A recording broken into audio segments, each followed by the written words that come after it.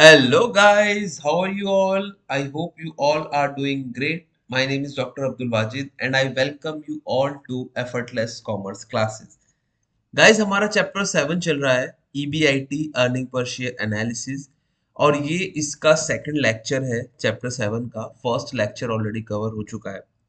So first lecture में हमने इसका मीनिंग देखा था, हम क्यों करते हैं ये analysis EBIT earning per share की, हमने ये पढ़ा था। और उसमें दो चीजें थी जो मैं कवर करने का मैंने बोला था क्योंकि वो बेस है इसका, ठीक है। उसके बाद हम ये तीनों चीजें निकालना सीखेंगे, financial BEP, earning per share and difference point. But उससे पहले आपके बेस को मजबूत करने के लिए मैंने दो कंडीशंस आपसे शेयर करने को कहा था। फर्स्ट जो हमारा लेक्चर था उसमें मैं ये कंडीशन जो है हमारी, ये सिचुएशन जो है, इसको मैंने समझाया है आपको, जहां पर हमारा ईबीआईटी जो था वो फिक्स्ड था और डिफरेंट कॉम्बिनेशन जो फाइनेंस के सोर्सेज होते हैं हमारे, उससे क्या इम्पैक्ट पड़ता है अर्निंग पर शेयर पर, वो हमने पढ़ा था। बट गाइज रियलिटी में क्या होता है, देखो रियलिटी में कभी भी ईबीआईटी कांस्टेंट नहीं हो सकता और वो चेंज हो सकता है, ठीक है, और चेंज होता भी है। तो गाइज इस वाली सिचुएशन को आज हम इस वाली लेक्चर में देखेंगे, प्रेजेंट लेक्चर में, जहां पर हमारे डिफरेंट डिफरेंट ईबीआईटी हैं और डिफरेंट हमारे फाइनेंसिंग पैटर्न है, वो कैसे हमारा अर्निंग पर शेयर पर इम्पैक्ट डालते हैं, ये वाली कंडीशन आज हम देखेंगे। और मैं ट्राई करूंगा शॉर्टकट तरीके से आपको बताने का, क्योंकि एक चीज को डेमोन्स्ट्रेट करना, उसको यू you नो know, अच्छे से समझाना बहुत टाइम लगता है उसमें, बट मैं शॉर्टकट तरीके से आपको समझाने की कोशिश करूंगा। Okay guys, so let's get started. Okay, so guys इस एग्जांपल के थ्रू अब हम समझने की कोशिश करते हैं। Suppose there are three firms X Y and Z. देखो थ्री फर्म्स हैं, एक्स है, वाई एंड जेड है। These firms are alike in all respect except the leverage. तो ये तीनों फर्म बिल्कुल सेम है, बट इनका लीवरेज अलग है। लीवरेज का मतलब है कि डेट कंपोनेंट इन्होंने डिफरेंट डिफरेंट यूज किया है तीनों फर्म्स ने। The financial position of the three firms is presented below. और ये हमें एक इसका फाइनेंशियल पोजीशन यहाँ पर गिवन है। गाइज इसका स्क्रीनशॉट ले लीजिए आप, ताकि आपको इसको समझने में आसानी हो। देखो गाइज फर्म एक्स जो है मेरी, उसमें शेयर कैपिटल है 2 लाख रुपीज की, ₹100 ईच के हिसाब से। और यहाँ पर डेट कुछ भी नहीं है, डेट जीरो है, मतलब कि सारी की सारी कैपिटल मैंने इक्विटी से रेज की है। सेकंड वाला जो मेरा फर्म है वाई, उसमें हाफ ऑफ द कैपिटल, मतलब 2 लाख का 50%, 1 लाख मैंने share capital, equity share capital से लिया है। बाकी का मैंने 1 लाख जो है ना वो डेट ले लिया है और उसका इंटरेस्ट है 6%। सिमिलरली मेरा लास्ट फॉर्म जो है फॉर्म जेड, उसमें शेयर कैपिटल 50,000 लिया है मैंने इक्विटी से, बाकी 1,50,000 मैंने लिया है डेट से। तो गाइस तीनों में आप देख सकते हो तीनों का कैपिटल स्ट्रक्चर अलग अलग है, टोटल सेम है, टोटल तो सेम ही रहेगा, 2-2 लाख रुपए, ठीक है। इसके बाद ये क्वेश्चन अभी और भी है आगे, इसका भी आप स्क्रीनशॉट ले लीजिए। These firms are expected to earn an ROI at different levels depending upon the economic condition। अब ये हमसे कहते हैं कि इनका जो ROI है ना वो डिफरेंट डिफरेंट है तीनों का। नॉर्मल कंडीशन में ROI is expected to be 8%। अगर नॉर्मल कंडीशन है, मतलब ना बुरी है ना अच्छी है, नॉर्मल है कंडीशन, तो 8% तक ROI ये तीनों फर्म कमाती हैं।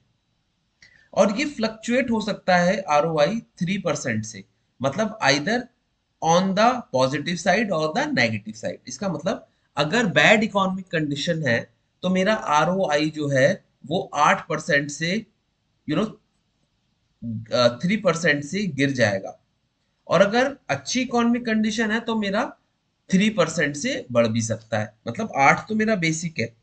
अगर अच्छा मेरा इकोनॉमिक कंडीशन रही तो 3% से बढ़ जाएगा, मतलब 8 से 8+3 हो जाएगा। और अगर बैड कंडीशन रही तो 8-3 हो जाएगा। How the return available to share holders of the three firms is going to be affected by the variations in the level of EBIT.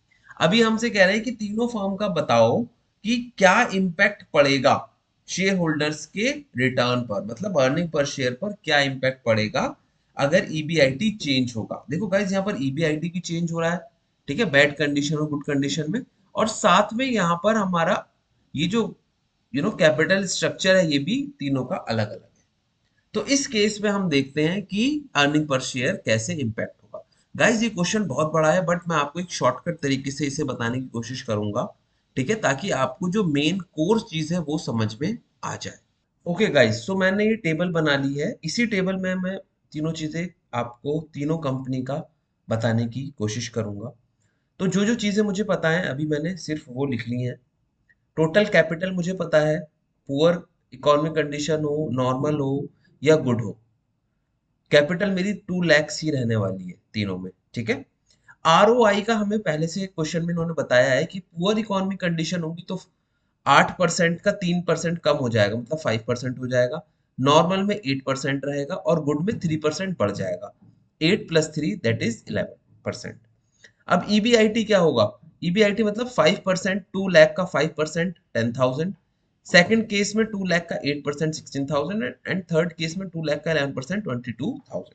अब हम तीनों कंपनी का देखेंगे, company X, company Y and company Z. मैं पूरा procedure नहीं करूंगा, बस मैं ईबीआईटी लिखूंगा यहाँ पर और अर्निंग पर शेयर लिखूंगा, ठीक है गाइज।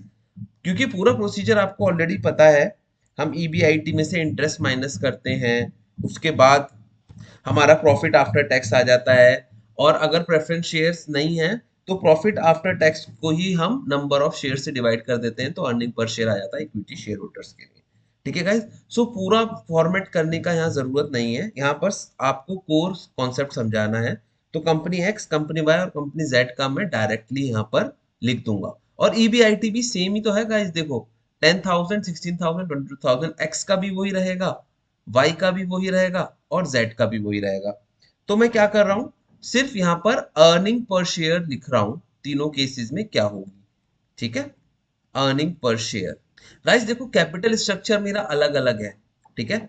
यहाँ पर हमें कैपिटल स्ट्रक्चर अलग अलग दिया है, जैसे 2 लाख, 1 लाख, 1,50,000 एंड 1,50,000। सो इससे क्या फर्क पड़ेगा, हमारा अर्निंग पर शेयर जो है वो चेंज हो जाएगा। ये हमने फर्स्ट लेक्चर में समझ लिया था, ठीक है। तो एक्स, वाई और जेड का तीनों कंडीशन में अर्निंग पर शेयर हम देखते हैं कितना कितना आ रहा है, ठीक है। सो एक्स का अर्निंग पर शेयर 3.5 है, वाई का सॉरी 3.5 है पुअर इकोनॉमिक कंडीशन में, नॉर्मल इकोनॉमिक कंडीशन में इसका है 5.6, और अच्छी इकोनॉमिक कंडीशन है जहां वहां है 7.7। वाई का पुअर में कितना आ रहा है अर्निंग पर शेयर 2.8, नॉर्मल में 7.8, नॉट 7.8, 7, जस्ट 7। गुड में हमारा आ रहा है 11.20। ऐसे ही जेड का 1.2 पुअर में, गुड में 9.8 और नॉर्मल में 9.8 और गुड में हम 18.20। गाइस जो इसमें मेन चीज है समझने वाली वो ये है कि देखो इसके बीच का डिफरेंस कितना बढ़ रहा है। फर्स्ट केस में जहां पर हमारा एक्स है, एक्स के केस में सिर्फ हमारी इक्विटी है 2 लाख की, यहां पर हमने कोई डेट नहीं लिया है, ठीक है। सो गाइज यहां पर सिर्फ इक्विटी है, डेट नहीं लिया है। 3.5 था जब पुअर इकोनॉमिक कंडीशन है अर्निंग पर शेयर, और नॉर्मल में 5.6 है और गुड में 7.7 है। दैट मीन्स डिफरेंस क्या आ रहा है इनके बीच का, उसको एनालाइज करते हैं हम, ठीक है। तो सबसे पहले कंपनी एक्स का देखते हैं हम। बैड में कितना था हमारा, जब बैड है तो ईपीएस 3.5 है, अर्निंग पर शेयर 3.5 है बैड में, ठीक है। और नॉर्मल में कितना है, नॉर्मल में है 5.6, 5.6। मतलब इसका डिफरेंस कितना है परसेंटेज में अगर हम निकालें तो इसका डिफरेंस आएगा 5.6 माइनस 3.5 डिवाइडेड बाय 3.5 इंटू 100, जब आप करेंगे तो आएगा 60%, ठीक है। और 5.6 से गुड में कितना हो गया, जब गुड कंडीशन होती है तो 5.6 से मेरा बढ़ जाता है 7.7। ठीक है, तो इसके बीच का भी डिफरेंस निकाल लेते हैं। ठीक है, तो वो आएगा 7.7 माइनस 5.6 परसेंटेज के बेसिस पर इंटू 100 हम कर देंगे तो आ जाएगा 37.5%। ठीक है गाइस, इस कंपनी एक्स में नो डेट, कोई डेट नहीं था, सारा का सारा इक्विटी था। ठीक है, तो जैसे ही कंडीशन इंप्रूव होगी तो 60% से बढ़ जाएगा नॉर्मल में, और गुड हो जाएगी तो 37.5%, 5.6 से बढ़ जाएगा। अब हम देखते हैं कंपनी वाई का। सो गाइस, कंपनी वाई का बैड में 2.8 अर्निंग पर शेयर है, नॉर्मल में 7 और गुड में 11। जरा हम परसेंटेज के बेसिस पर बैड और नॉर्मल का पहले निकाल लेते हैं। तो 7 minus 2.8 divided by 2.8 into 100, that comes to 150%। और गाइज, नॉर्मल से गुड की तरफ अगर हम देखें, 11.2 minus 7 divided by 7 into 100, normal से गुड की तरफ मतलब इसकी तरफ हम देखें तो ये आ जाएगा 85.7%। ओहो गाइस, अब आप एक चीज नोट करिए। देखिए, फर्स्ट वाले केस में जहां हमारा कोई डेट नहीं था, सिर्फ इक्विटी थी, तो बैड से नॉर्मल की तरफ 60% आया था। ठीक है, गुड नॉर्मल कंडीशंस में, और नॉर्मल से गुड की तरफ 37.5 आया था। बट जहां पर कंपनी वाई है, कंपनी वाई के पास कुछ डेट भी है। ठीक है, इसके कैपिटल स्ट्रक्चर में कुछ डेट है, ये रहा डेट। और इस डेट की वजह से देखिए कितना मैग्नीफाइंग इफेक्ट आया है हमारा। बैड से नॉर्मल की तरफ 150% से बढ़ गया, और नॉर्मल से गुड की तरफ 85.7 की तरफ बढ़ गया। गाइस देखिए कितना ज्यादा चेंज आया है, हल्का सा मतलब कंडीशन चेंज होने से, मतलब 3% बढ़ गया था ना नॉर्मल में, बैड में 3% कम था, नॉर्मल में 8% रिटर्न था, और इसमें 5% था, और इसमें 11% था, राइट। सो देखिए कितना मैग्नीफाइड इम्पैक्ट आया है कंपनी वाई में। ऐसे ही अब हम कंपनी जेड का भी देख लेते हैं। ओके, सो कंपनी जेड का भी देख लेते हैं। Earning per share bad condition में 1.2, नॉर्मल में 9.8 एंड गुड में 18.2। अब हम देखते हैं जरा चेंज कितना आया बैड से नॉर्मल की तरफ, मतलब यहाँ कितना चेंज आया। 9.8 minus 1.2 divided by 1.2 into 100 is equal to 716% लगभग, अप्रोक्स। कितना ज्यादा ड्रास्टिक चेंज आया है यहाँ पर गाइस, देखिए।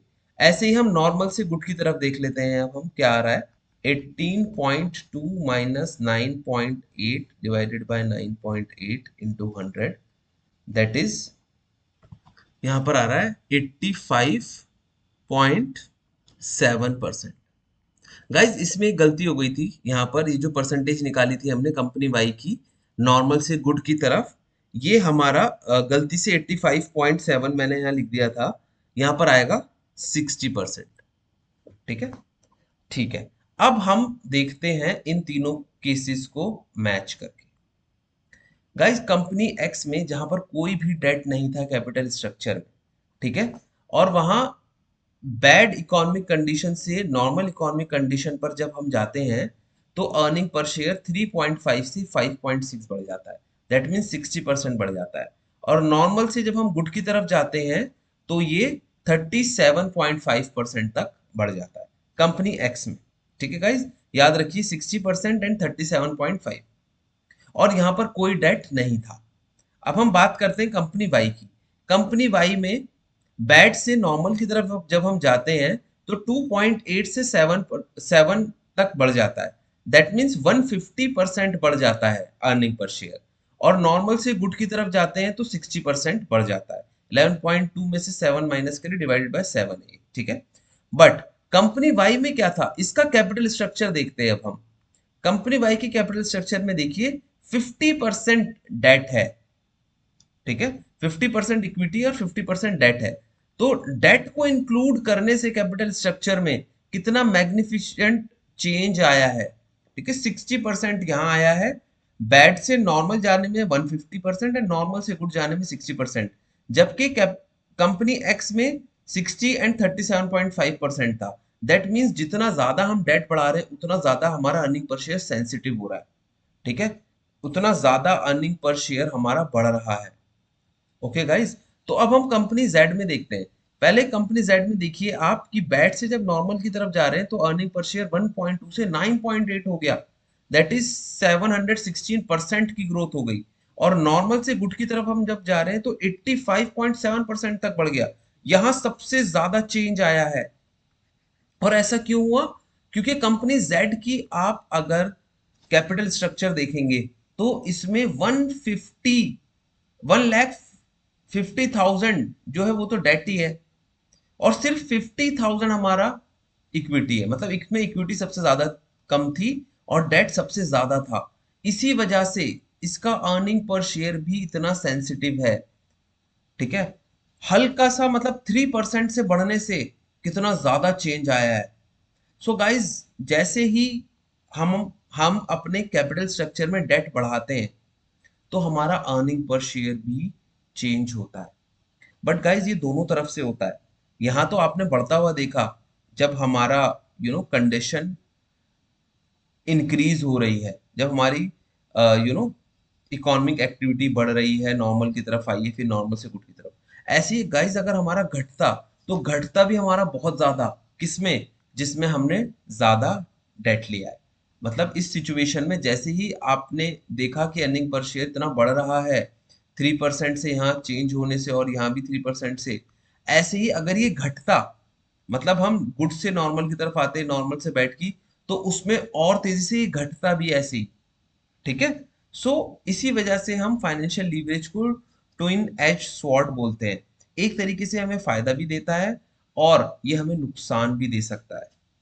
गाइज आई होप कि आपको ये सेकंड कंडीशन भी समझ में आ गई होगी जो सेकंड लेक्चर में हमने करी है। ये सिर्फ आपका बेस मजबूत करने के लिए थी। अब हम प्रैक्टिकल क्वेश्चंस करेंगे और वो चीजें पढ़ेंगे जो प्रैक्टिकल क्वेश्चन से रिलेटेड है। गाइज अगर आपको ये कंटेंट अच्छा लग रहा है, समझ में आ रहा है, तो प्लीज चैनल को सब्सक्राइब करिए, लाइक करिए, अपने फ्रेंड्स के साथ शेयर करिए ताकि मैं और ऐसी वीडियोस बनाता रहूं। ठीक है, थैंक यू गाइज।